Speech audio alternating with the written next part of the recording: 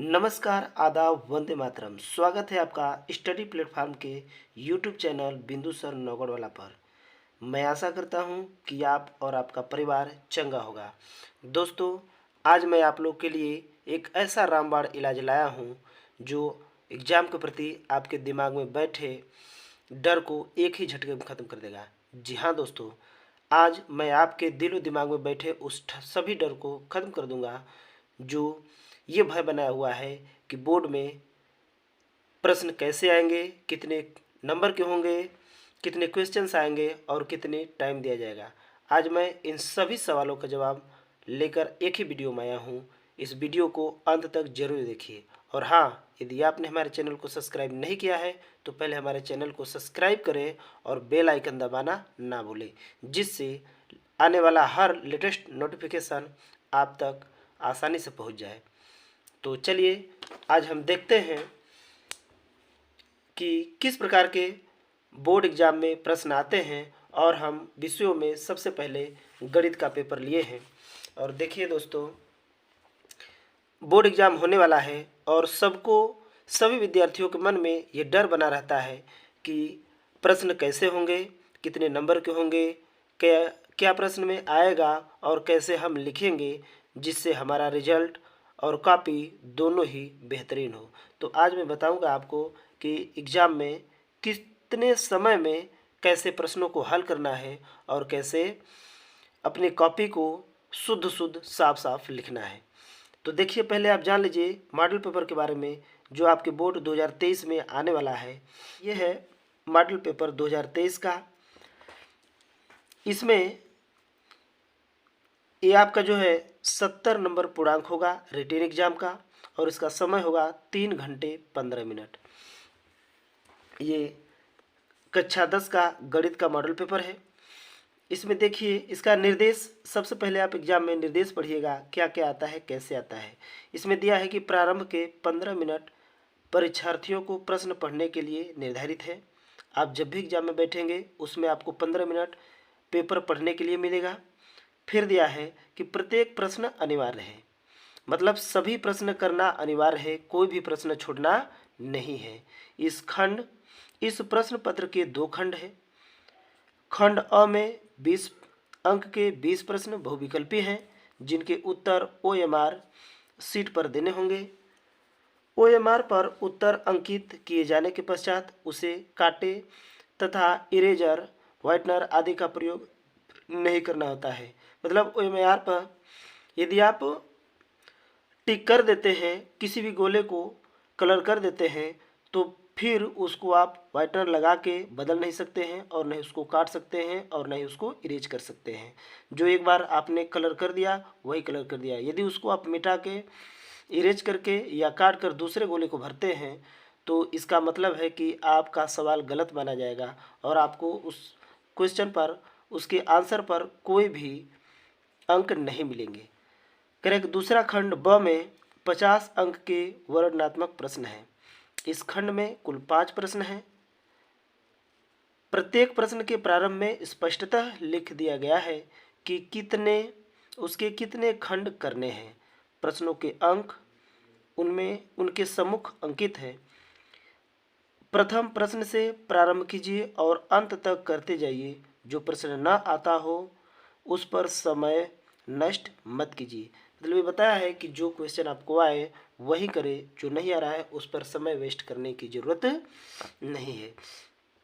तो दोस्तों, आप समझ गए होंगे कि इस प्रश्न पत्र में 2 खंड होंगे, एक खंड अ होगा और एक खंड ब होगा।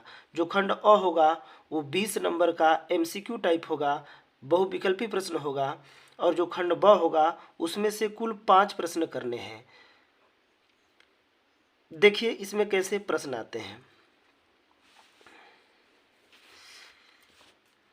देखिए खंड अ, हम पहले शुरू करते हैं। दिया है बहुविकल्पी प्रश्न।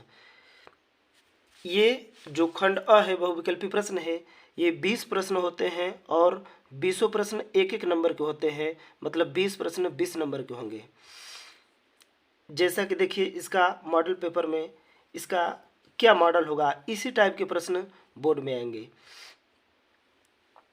देखिए पहला सवाल दिया है कि परिमेय संख्या 14,587 बटे 1,250 का दशमलव प्रसार निम्नलिखित किन दशमलव स्थानों के बाद समाप्त हो जाएगा। मतलब 14,587 में यदि 1,250 से भाग देते हैं तो कह रहा है कि दशमलव के बाद कितने अंक तक इसके अंक समाप्त हो जाएंगे, फिर आगे नहीं बढ़ेंगे। तो आप इसमें 14,587 में 1250 से भाग करेंगे तो पाएंगे कि ये दशमलव के 4 अंक तक जाता है। तो इसका विकल्प होगा चौथा डी, इसका विकल्प होगा डी। फिर दूसरा क्वेश्चन है, दिया है लसा 132 288 बराबर 3168, तो मस 132 288 है। इसमेमें बताना यह है कि दो संख्या दिया है 132 288 और बोल रहा है कि इसका लसा 3168 है। तो पूछ रहा है कि इसका मस क्या होगा। तो आप निकाल सकते हैं। तो देखिए हमने सवाल को लिख लिया है। पहली संख्या 132, दूसरी संख्या 288 और लसा 3168 है। तो पूछ रहा है कि मस क्या होगा। इसका पूछ रहा है कि मस क्या होगा। तो आप जानते हैं कि दो संख्याओं के लसा और मस में संबंध क्या होता है। हम जानते हैं लसा गुणे मस बराबर होता है पहली संख्या और गुणे दूसरी संख्या। इसी में वैल्यू पुट कर देंगे हम। लसा दिया है 3168, मस पूछ रहा है, मस बराबर पहली संख्या है 132 गुणे दूसरी संख्या है 288। इसमें से हमें निकालना है मस। तो मस बराबर आ जाएगा 132 गुणे 288 अब बटा इधर ये गुणा है तो इधर आकर हो जाएगा भाग 3168। चलिए अब इसको हम काट देते हैं। मस आ गया आपका 12। कौन सा ऑप्शन है।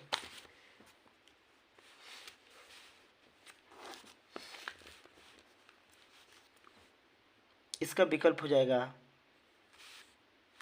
डी ऑप्शन, इसका विकल्प हो जाएगा डी ऑप्शन। चलिए अब हम देखते हैं अगली सवाल। कह रहा है कि यदि 65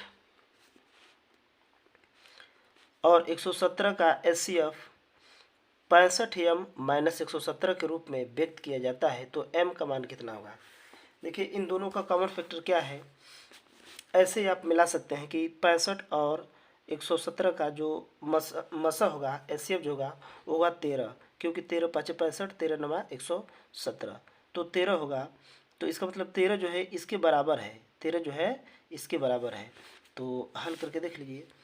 जब 13 इसके बराबर है, ये कौन सा क्वेश्चन है, क्वेश्चन नंबर 3। 13 इसके बराबर है तो आप लिख सकते हैं 13 बराबर 65m - 117, इधर आके जुड़ जाएगा। तो 13 प्लस 117 बराबर 65m।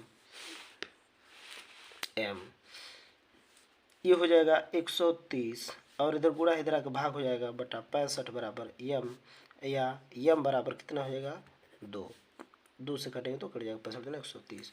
तो इसके लिए ऑप्शन हो जाएगा 2 बी ऑप्शन, इसका हो जाएगा ऑप्शन बी। एक अगला सवाल कह रहा है कि एक भिन्न का अंश उसके हर के 2 गुने से 1 अधिक है। यदि हर में 3 जोड़ दिया जाए तो भिन्न का मान 1 हो जाता है, तो वह भिन्न कितना है। तो पहले इसे मिला लीजिए कि एक भिन्न का अंश उसके हर के 2 गुने से 1 अधिक है। इसमें किसका अंश जो है हर के 2 गुने से 1 अधिक है। देखिए इसका, देखिए हर का 2 गुना, 2 दूना 4 1 5, 1 ज़्यादा है, यही है इसका ऑप्शन। इसका मतलब चलो इधर भी देख लेते हैं। इसका 2 गुना से ज़्यादा है नहीं, ये 2 गुना 2 दूना 4 1 5 ही होगा नहीं है, ये होगा 2 दूना 4 1 5, ये भी नहीं होगा। इसका मतलब ऑप्शन क्या है, हमको हल करने की ज़रूरत नहीं है, हमको बस ये देख लेना है कि जो स्टेटमेंट बोल रहा है उसके अकॉर्डिंग कौन इसमें सेट कर रहा है। तो कह रहा है कि भिन्न का अंश उसके हर के 2 गुने से 1 अधिक है, अंश अधिक है, हर से 2 गुना से 1 अधिक, तो हर इसका 2 है तो इसका 2 गुना 4 होगा और 1 ज़्यादा 5, तो इसका मतलब ऑप्शन ए हो जाएगा। अगला सवाल है, कह रहा है कि यदि x + 3y = 6 हो तब x व y का मान होगा। तो ये x और y का मान इसमें ये x और y का मान है, इसमें x और y का मान दिया है, इसमें x और y का मान दिया है। देख लेते हैं कि कौन कौन इसमें इसको सेटिस्फाइड करता है। यदि हम इसका x का मान भरते हैं, यहाँ पर 0 भरते हैं, तो y का मान यदि 6 भरते हैं तो ये 6 × 18 हो जाएगा। ये 0 और 18 ये 6 के बराबर है, इसका मतलब ये नहीं होगा। यदि बी ऑप्शन देखते हैं तो x का मान 3 भरेंगे और y का मान 1 भरेंगे, तो ये भी हो जाए 3 × 3 और 3 6, इसका मतलब यही बी ऑप्शन आपका सही होगा। चलिए इसको भी चेक कर लेते हैं। यदि x का मान 1 भरते हैं, y का मान 3 भरते हैं, तो ये 3 × 3 = 9 और 1 = 10 हो जाएगा, ये इसका मतलब नहीं होगा। इसको भरते हैं x का मान 4 और y का मान 2, तो ये 3 दूना 6 हो जाएगा, 6 × 4 = 10, ये भी नहीं होगा, इसका मतलब ऑप्शन बी होगा। तो ये हो गया ऑप्शन नंबर बी। 6वें सवाल में देखते हैं, दिया है कि 1/x² + 6 = 1/10, तो x का मान होगा। चलिए इसको हम हल कर लेते हैं ऐसे।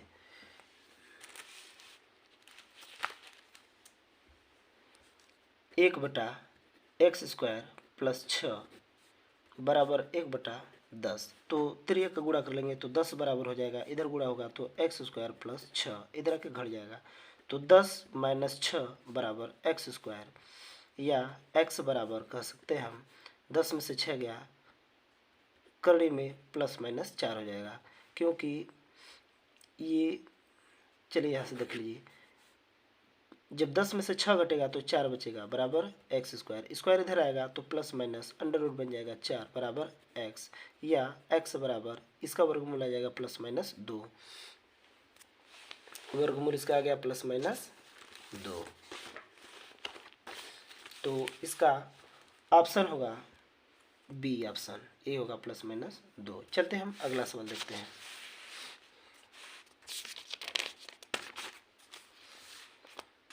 देखिए दोस्तों, कितना आसान कितना सरल क्वेश्चन आया है, और ऐसे ही क्वेश्चन से बच्चे डरते हैं। इसमें डरने की कोई बात नहीं है। आप एग्जाम में अपने दिमाग को एकाग्र करके अपने आप में, अपने बॉडी में संतुलन बना के बस पेपर को हल कीजिएगा, सभी पेपर आप इजीली कर सकते हैं, इसमें कोई दिक्कत नहीं होगा, बस इत्मीनान रखिएगा।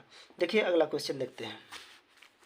दिया है कि यदि समीकरण 3x² - 12x + k = 0 के मूल बराबर हों तो k का मान होगा।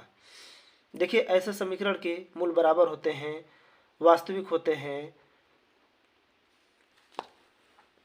ax² + bx + c = 0, जहाँ a ≠ 0 में कह रहा है कि दो भिन्न वास्तविक मूल होते हैं। कब? यदि b² - 4ac छोटा होगा 0 से, और कह रहा है कि दो बराबर मूल होते हैं, अर्थात संपाती वास्तविक मूल होते हैं। कब? यदि b² - 4ac बराबर हो 0 के, और कह रहा है कि कोई भी मूल नहीं होगा यदि b² - 4ac छोटा होगा 0 से। और देखिए सॉरी, यहाँ बोला है कि b² - 4ac जब बड़ा होगा 0 के तो दो भिन्न वास्तविक मूल होते हैं। तो चलिए सवाल क्या बोला है, सवाल में ये बोला है कि समीकरण इतना 3x² - 12x + k के मूल बराबर हो, तो पर ये भूल कर टाइप कर दिया है कि 4 का मान क्या होगा। यहाँ पर k का मान पूछा है कि k का मान क्या होगा। तो देखिए बराबर मूल कब होते हैं, बराबर मूल के लिए हम जानते हैं है 3x² -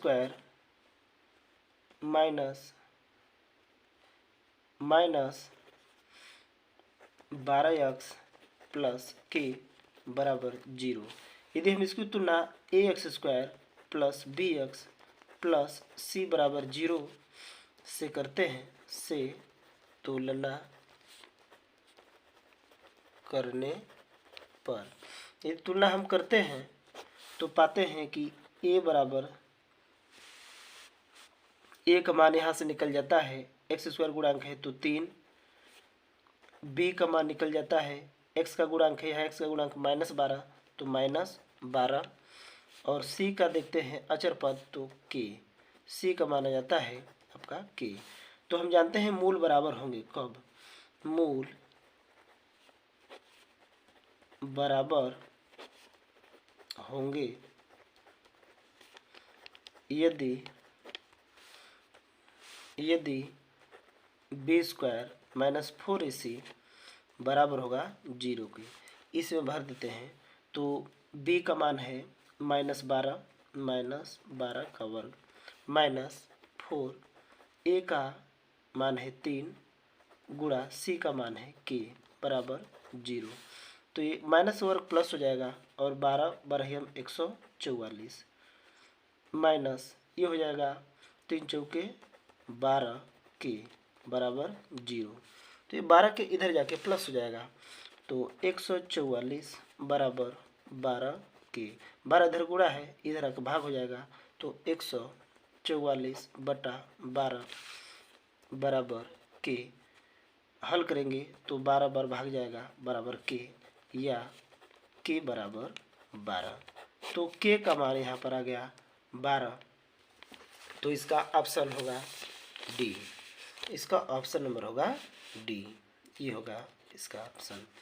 फिर बोला है अगला सवाल,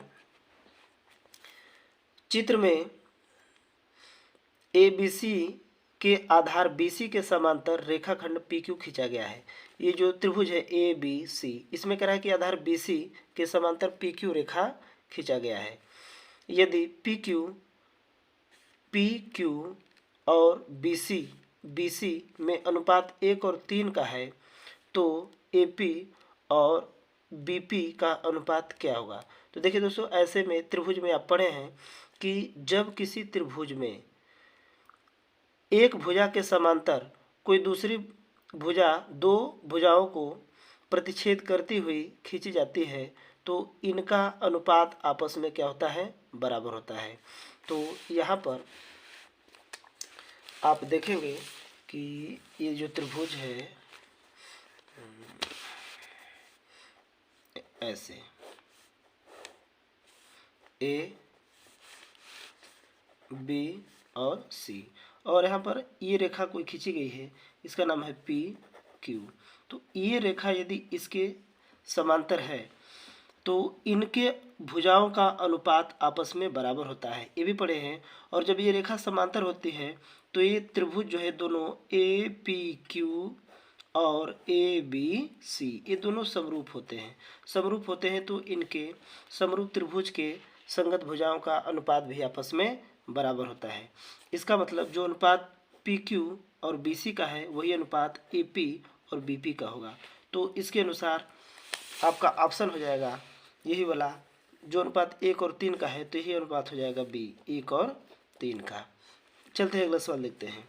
यदि एक रेखा किसी त्रिभुज की दो भुजाओं को एक ही अनुपात में विभाजित करे, हमने कहा कि यदि एक रेखा किसी त्रिभुज की दो भुजाओं को एक ही अनुपात में विभाजित करे तो वह तीसरी भुजा की क्या होती है, समांतर होती है। अभी हमने बताया कि ये कोई रेखा है और ये इन रेखाओं को एक ही अनुपात में विभाजित करती है तो ये हमेशा तीसरी भुजा की क्या होगी, पैरेलल होगी। PQ इज पैरेलल BC, तो ये समांतर होगी। तो इसका ऑप्शन हो जाएगा B ऑप्शन, समांतर होगी। 10वां सवाल कह रहा है कि बिंदुओं तथा को मिलाने वाले रेखाखंड। ये देखिए दोस्तों, ये जो सवाल है ये मिस हो गया है, मिस प्रिंट हो गया है, ये गलत हो गया है, इसमें कोई सवाल ही नहीं दिया है। फिर अगला बोला है कि बिंदु की x अक्ष से दूरी क्या होगी, ये भी नहीं दिया है, इसका कोई निशांक नहीं दिया है। तो हम क्या बताएंगे कि x अक्ष से या y अक्ष से इसकी क्या दूरी होगी। चलिए बार हमारा क्वेश्चन देखते हैं। कह रहा कि यदि सेक थीटा बराबर 2 हो तो थीटा का मान क्या होगा। दोस्तों ये बताना इसमें कि सेक थीटा के किस मान के लिए इसका मान होगा 2। तो आप जानते हैं इसमें 8 चैप्टर पढ़े होंगे कि क्या होता है साइन, कास, टेन, सेक, कोसेक और इन सब का 0, 30, 45, 60 और 90 अंश का मान। ये आप नहीं देखे हैं तो उसमें जाके टेबल में बताया गया है और वहाँ से आप अच्छे से इसको याद कर लीजिएगा। मैं आपको दिखा दे रहा हूँ, ये देखिए ये मान दिया गया है। आप नहीं यदि याद किए हैं तो इसको याद कर लीजिएगा, बोर्ड में इससे संबंधित सवाल बनता ही बनता है। कह रहा है कि सेक किसका मान 2 दिया है, तो आप देख सकते हैं यहाँ पर सेक 60 अंश का मान कितना दिया है, 2 दिया है, तो वहाँ पर थीटा का वैल्यू कितना होगा, 60 होगा। तो यहाँ पर थीटा का मान 60 हो जाएगा। डी ऑप्शन कौन सा है, ई वाला है, सी ऑप्शन, थीटा हो जाएगा, 60 हो जाएगा। और फिर 13वां में बोल रहा है कि यदि कास थीटा बराबर साइन थीटा, जहाँ पर theta greater than or equal 0 degree and smaller than 90 degree हो, तो कोण सेक ए किसके बराबर होगा। तो देखिए इसके हिसाब से भी हम इसको हल कर लेते हैं। कास थीटा बराबर साइन थीटा है, कास थीटा बराबर साइन थीटा, कास थीटा बराबर साइन थीटा। तो आप कास थीटा को ऐसे ही छोड़ दीजिए, साइन थीटा को लिख सकते हैं कास 90 माइनस थीटा, क्योंकि चतुर्थांश आप पढ़े होंगे तो जानते होंगे। अब कास से कास कंपेयर करेंगे तो थीटा बराबर इधर बचेगा 90 माइनस थीटा, इधर थीटा के जुड़ जाएगा तो हो जाएगा 2 थीटा बराबर 90 डिग्री। तो थीटा बराबर आपका आ गया, थीटा बराबर आ जाएगा 90/2, थीटा का मान आ गया 45। कितना डिग्री आएगा, 45। तो इसके लिए सही आंसर होगा सी ऑप्शन। अब देखते हैं 14वां सवाल। कह रहा कि यदि 3 काट ए बराबर 4 तो सेक ए का मान क्या होगा। 3 काट ए बराबर 4, तो यहाँ से हम ले लेंगे काट ए बराबर 4/3। ये काट थीटा आप पढ़े होंगे, लाल बटा कक्का, लाल बटा कक्का। लंब बटे कर्ण को कहते हैं साइन थीटा, आधार बटे कर्ण को कहते हैं कास थीटा, और लंब बटे आधार को कहते हैं टेन थीटा। और टेन का उल्टा होता है काट, मतलब आधार बटे लंब। ये हो जाएगा आपका आधार बटा लंब। समकोण त्रिभुज में देखते हैं। अच्छा पूछ क्या रहा है, सेक ए का मान पूछ रहा है, ये पूछ रहा है सेक ए का मान पूछ रहा है। तो इस समकोण त्रिभुज में बना के आप देखेंगे तो जानेंगे। एक कर्ण हो जाएगा A B C, A B C, ये होगा आधार बटा लंब। तो आधार जब ए को थीटा माने हैं तो सामने वाला लंब हो जाएगा, और ये आधार हो जाएगा 4, और ये हो जाएगा 3, आधार बटा लंब। तो कर्ण कह रहा है 4 चौके 16, और ये आपका आ जाएगा 3 3 9 16 9 25, ये आ जाएगा आपका 5। तो कर्ण कितना आ गया 5। बोल क्या रहा है, सेक ए, बोल रहा है सेक ए। तो सेक ए बराबर क्या होगा, देखिए लाल बटे कक्का में ये साइन और ये कास उल्टा होता है, कास का उल्टा सेक होता है, तो कर्ण बटे आधार, ये हो जाएगा आपका कर्ण बटा आधार। तो इसका कर्ण कितना हो जाएगा 5 और बटा 4, तो इसका आंसर हो जाएगा 5/4, सी ऑप्शन। इसका ये हो जाएगा आपका सी ऑप्शन। चलिए अगली सवाल देखते हैं। बोल रहा है कि 6 सेमी त्रिज्या वाले एक वृत्तखंड जिसका कोण 60 अंश है का क्षेत्रफल क्या होगा। तो आप वृत्तखंड का क्षेत्रफल पढ़े होंगे।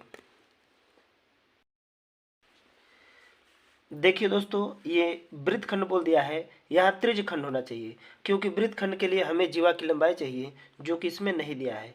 तो बोला है 6 सेमी त्रिज्या वाले एक त्रिज्यखंड जिसका कोण 60 अंश है का क्षेत्रफल कितना होगा। चलिए हम उसका त्रिज्यखंड का क्षेत्रफल निकाल के आपको दिखा रहे हैं कितना होगा।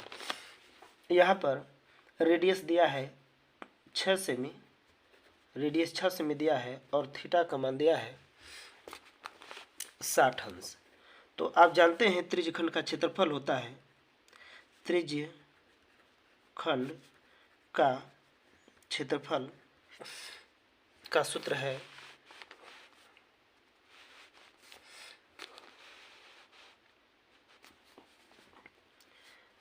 थीटा बटा 360 गुणे पाई आर स्क्वायर। तो इसी में हम वैल्यू पुट कर देंगे। थीटा का मान है 60 अंश बटा 360, पाई का मान 22/7, त्रिज्या 6 है तो 6 गुणे 6 स्क्वायर है, तो 0 से 0, 6 छक्का 36, 1 6 से 1 6 कैंसिल, और जब 6 का 22 में गुणा करेंगे तो आ जाएगा 6 दूना 12, 6 दूना 12 13/7, सेमी है तो वर्ग सेमी, 132/7 वर्ग सेमी। देख लेते हैं कौन सा ऑप्शन है इसका, 132/7 वर्ग सेमी। तो देखिए 132/7 वर्ग सेमी, ये ऑप्शन नंबर बी है।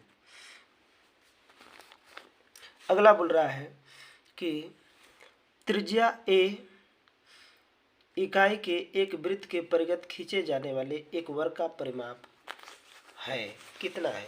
मतलब ये पूछ रहा है कि कोई ए त्रिज्या का वृत्त है, ये कोई वृत्त है जिसकी त्रिज्या है ए, इसकी त्रिज्या क्या है, ए है। कह रहा है कि इसके परिगत मतलब इसके बाहर खींचे गए वर्ग का परिमाप क्या होगा। तो देखिए इसकी भुजा कितनी हो जाएगी, यही इसके व्यास के बराबर हो जाएगी, ऐसे और ऐसे। तो इसके परिगत जो बनेगा वृत्त वर्ग बनेगा इस टाइप से बन जाएगा, इस टाइप से ऐसे। तो आप देख सकते हैं कि यहाँ भी ये जो वर्ग की भुजा है इसके व्यास के बराबर है, और इस टाइप से भी जो इसकी भुजा है ये भी इसके व्यास के ही बराबर है। तो त्रिज्या ए है तो इधर भी ओ होगा, तो वर्ग की भुजा बनेगी, वर्ग की भुजा जो होगी वो 2a हो जाएगी, इकाई 2a इकाई होगी। तो परिमाप क्या होगा, परिमाप होता है, वर्ग का परिमाप होता है 4 गुणे भुजा, भुजा की लंबाई। तो इसको हल करेंगे तो आ जाएगा 4 गुणे भुजा क्या है 2a, तो 4 दूना 8a इकाई होगी, इकाई। तो इसका कौन सा ऑप्शन होगा, 8a इकाई। इसका ऑप्शन नंबर होगा सी ऑप्शन, ये सी होगा। अगला सवाल बोल रहा है कि व्यास 1 सेमी वाली 8 सेमी लंबी एक तांबे की छड़ को एक समान मोटाई वाले 18 मीटर लंबे एक तार के रूप में खींचा जाता है, तब तार की मोटाई कितनी होगी। देखिए ये आपका बेलन से सवाल है।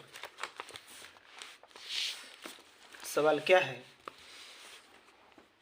बना लेते हैं पहले। व्यास 1 सेमी वाली और 6 सेमी लंबी एक तांबे की छड़ है, ये तांबे की छड़ है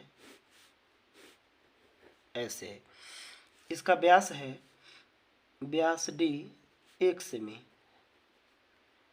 तो रेडियस हो जाएगी 1/2 सेमी, और इसकी जो लंबाई है एच वो है 8 सेमी। कह रहा है इसी को खींचकर एक समान मोटाई वाले 18 मीटर लंबे एक तार के रूप में बना दिया जाता है, खींच दिया जाता है 18 मीटर लंबे ऐसे, 18 मीटर लंबा मतलब 1800 सेमी, क्योंकि 1 मीटर में 100 सेंटीमीटर, तो 18 मीटर में 1800 सेंटीमीटर। तो कह रहा है इसकी मोटाई क्या होगी, मतलब इसका व्यास पूछ रहा है ये। तो मान लेते हैं इसकी त्रिज्या मान लेते हैं कितनी होगी, आर होगी। तो हम निकाल लेते हैं। देखिए बताया कि जब एक किसी वस्तु को जब पिघलाकर खींचकर दूसरी कोई वस्तु बनाई जाती है तो उनका जो आयतन होता है वो दोनों का बराबर होता है, तो इन दोनों का आयतन में हम भर देते हैं। इसका जो आयतन होगा, इस छड़ का जो आयतन होगा इस तार के आयतन के बराबर होगा, तो इसका जो आयतन होगा वो होगा, बेलनाकार है इसलिए पाई आर स्क्वायर एच, और इसका भी आयतन वही होगा पाई आर स्क्वायर, इसका कैपिटल एच नाम रख देते हैं। पाई से पाई कैंसिल हो जाएगा, और इसकी त्रिज्या है 1/2 का वर्ग अगुणे एच, इसका है 8 बराबर, इसकी त्रिज्या हमें निकालनी है, इसकी लंबाई जो है वो 1800 सेंटीमीटर है। अब इसको हल करेंगे तो 1/4 गुणे 8, और 1800 इधर आके भाग हो जाएगा, 1/1800 बराबर बचेगा आर स्क्वायर। 4 दूना 8 और 2 से कटेंगे तो 900 बार में। इसका मतलब है अंडर रूट 900 बराबर आ जाएगा आर। तो यहाँ से जब हम आर निकालेंगे तो आ जाएगा 30। आर आ गया 30 सेमी, सॉरी 1/, आ जाएगा 900 क्योंकि इधर वो नीचे आएगा ना, तो 1/30 सेमी।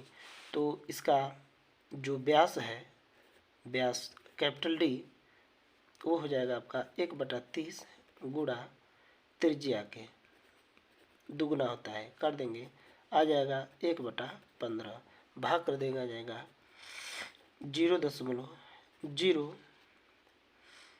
15 छक्का 90, लगभग 7, ये आ जाएगा लगभग।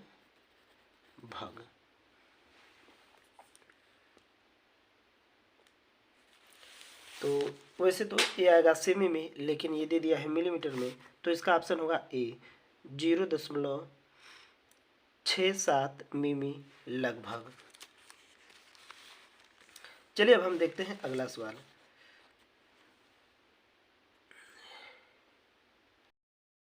अगला सवाल दिया है कि एक बारंबारता बंटन के लिए माध्य माध्यिका और बहुलक के बीच संबंध क्या होता है।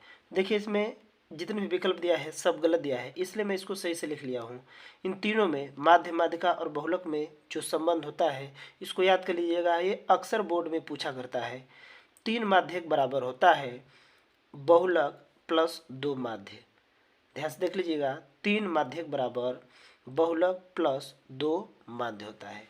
अगली सवाल हम देखते हैं, अंतिम सवाल कह रहा कि यदि a+2, a+4, a+6 तथा a+8 का एल्फा है, एल्फा प्लस 8 का समांतर माध्य 11 है, तो एल्फा का मान होगा। समांतर माध्य का आप पढ़े हैं फार्मूला कि समांतर माध्य बराबर होता है, ये पे बता दे रहे हैं। ये लास्ट सवाल है, क्वेश्चन नंबर 20। समांतर माध्य बराबर होता है, यहाँ नीचे लिख रहे हैं, पदों का योग बटा पदों की संख्या। इसी में मान हम भर देंगे। देखिए हम इसी पे जोड़ के आपको दिखा दे रहे हैं। दिया है ये वाला दिया है, सबको यदि जोड़ेंगे देखिए कितने पद है, 1 2 3 4 और 5 जोड़ देंगे तो a 2 3 4 5, 5 बार एल्फा है तो 5 एल्फा, ये हो जाएगा आपका 5 एल्फा प्लस अंकों को जोड़ेंगे तो 2 4 6 6 12 12 8 20 प्लस 20 बटे कितने पद हैं, 1 2 3 4 5, तो बटा लिख देंगे आप 5, और ए दिया है इसका समांतर माध्य 11, तो यहाँ लिख देंगे 11। अब ये इधर 5 इधर आके गुणा हो जाएगा तो 11 5 55 बराबर 5a एल्फा प्लस 20, ए 20 इधर आके घट जाएगा तो 55 माइनस 20 बराबर 5 एल्फा, तो ये बचेगा आपका 35, और इधर 5 गुणा है, इधर आके हो जाएगा भाग 5 बराबर एल्फा, भाग कर देंगे तो आ जाएगा 5 7 35, तो 7 माना गया। एल्फा का मान कितना आ जाएगा 7, तो इसके लिए कौन सा ऑप्शन होगा, ऑप्शन नंबर ए। इस प्रकार आपने देखा कि जो 20 नंबर के एमसीक्यू है कितने आसान कितने सिंपल है, इसको आप आसानी से हल कर सकते हैं। दोस्तों खंड ब मैं अगले वीडियो में पार्ट 2 में आपको दूंगा, उसे भी आप देखना न भूलें। धन्यवाद।